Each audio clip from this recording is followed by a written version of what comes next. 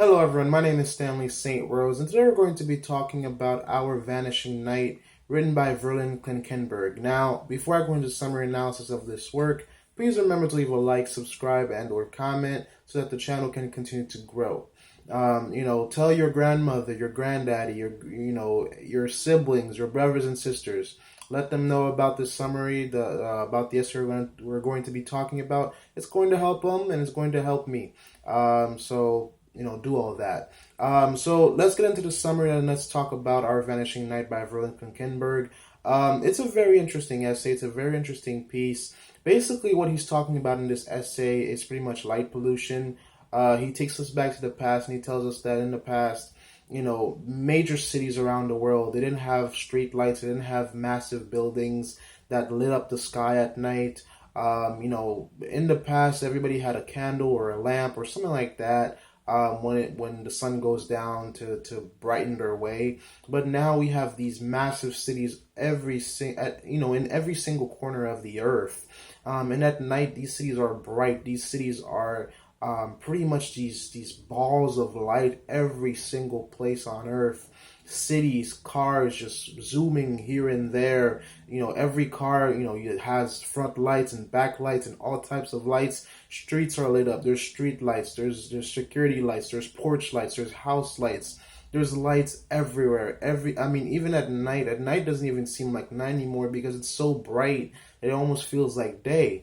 And he's saying that there is something called light pollution. And you might say, what is light pollution? That makes no sense. But it does. What light pollution is basically is how the artificial light that we use to do daily things. Like right now, I'm using a light, for you guys to see me, right? My camera has a light in it. My phone has a light in it.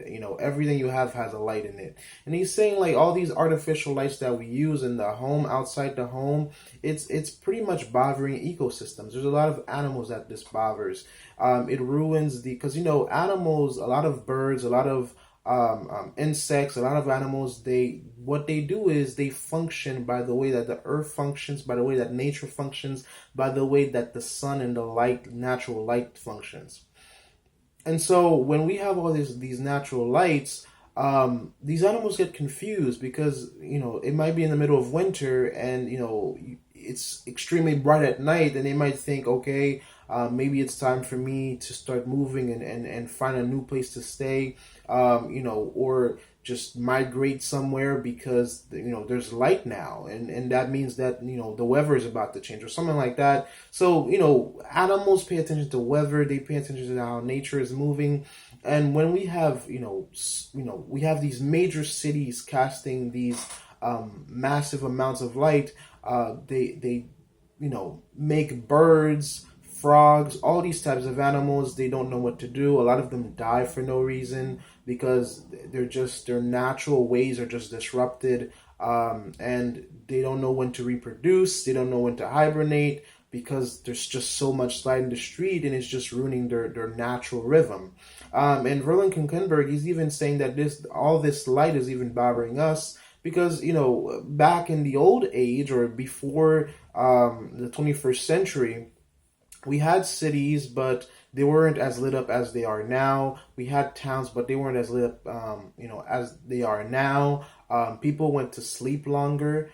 There was a lot of jobs that people didn't do because now people work 24 hours a day. You can work a day shift, an afternoon shift, a night shift, and there's light for that. A long time ago, you only had a lamp. There's only so much work you could do at night. Now people work at night, people work during the day, people work 24 hours a day. And so a lot of people are not getting as much sleep. A lot of people's health have been deteriorating. There are some correlations between light and breast cancer, he says within the essay. So that was kind of interesting. I don't know if he doesn't say if there's substantial evidence that light improves or, worsens health, but it could be a factor.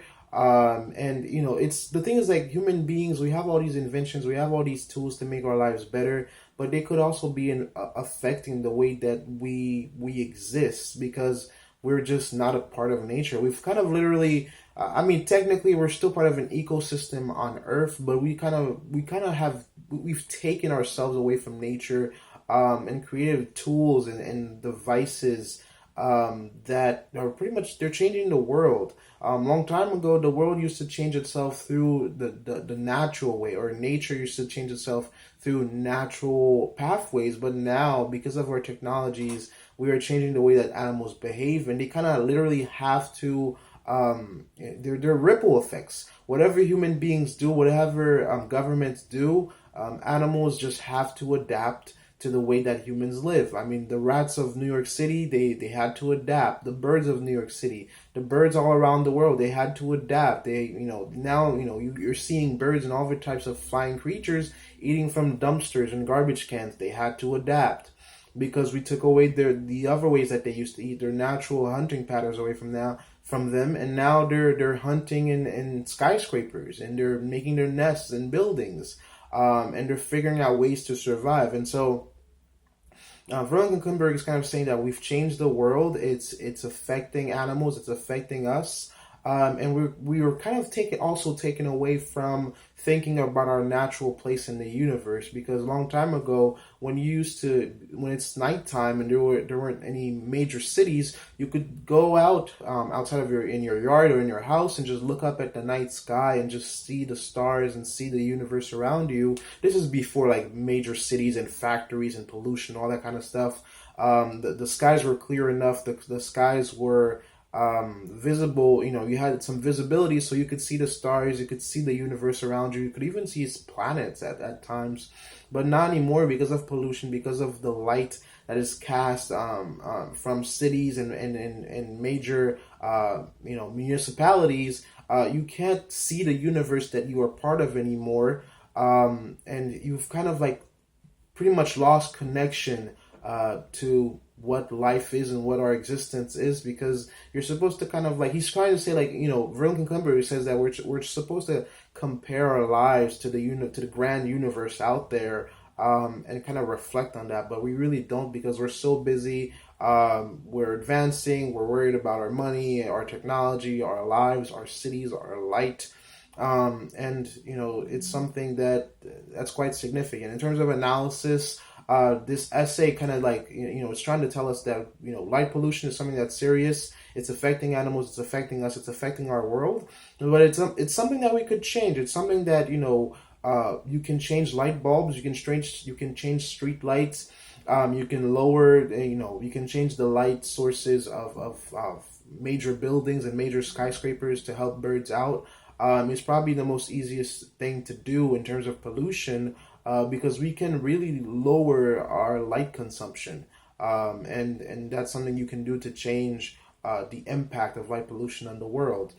So this essay, in of a way, is kind of like trying to, it's like a call to action. It's kind of pushing you to maybe see if you can do something about the light pollution of the world and how it can be impacting your health, how you can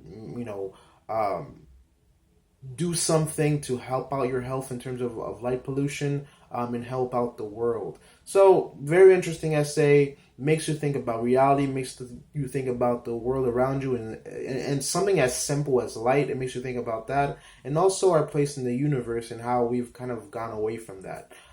That's my summary analysis of this work. Please remember to leave a like, subscribe, and or comment, and I'll see you guys in the next video.